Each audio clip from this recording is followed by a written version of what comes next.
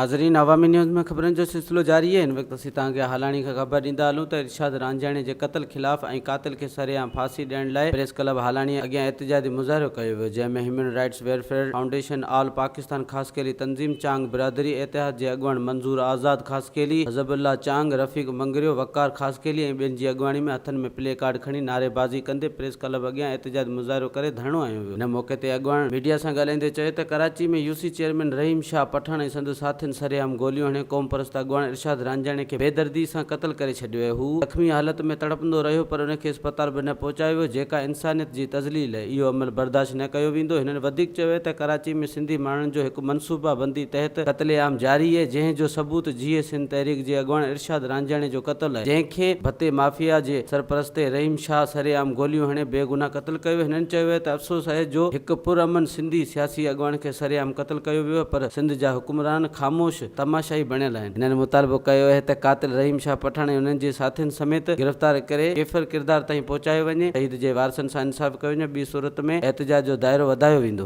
वधीक ख़बरनि ऐं तफ़सील लाइ विज़िट कयो अवामी news Facebook page, YouTube page ऐं अवामी न्यूज़ वेबसाइट।